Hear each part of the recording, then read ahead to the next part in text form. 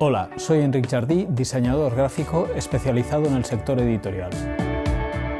He trabajado con empresas como The New York Times, Penguin Random House, The Chicago Reader, entre otras. Diseñar para publicaciones significa procesar el contenido y lograr hacerlo entendible y atractivo.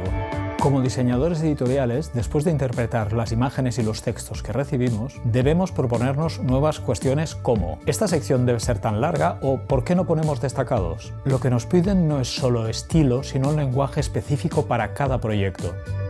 Somos los arquitectos de la obra y podemos prever qué es lo que sobra y qué es lo que hace falta para que la comunicación visual funcione correctamente.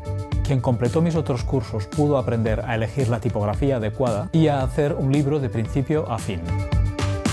En este curso de doméstica partiremos de ejemplos con diseños equivocados, los transformaremos paso a paso y entenderemos los porqués.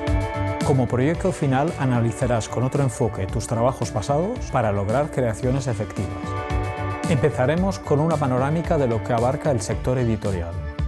Luego conoceremos los fundamentos para mejorar distintos ejemplos de diseños, desde un cartel de aviso, una memoria anual y una página de lectura de pantalla hasta una colección de cubiertas para libros clásicos. Después nos adentraremos en sistemas más complejos. Construiremos un libro de recetas donde las fotografías son fundamentales y un boletín de noticias. También haremos una guía de patrimonio arquitectónico y un catálogo de productos del hogar multilingüe y lleno de personalidad. Finalmente veremos cómo preparar y enviar un documento a imprenta.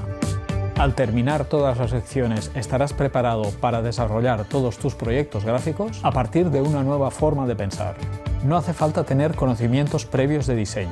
El curso está pensado para que se pueda completar con prácticamente cualquier programa que maneje tipografía e imágenes, pero te recomiendo usar InDesign.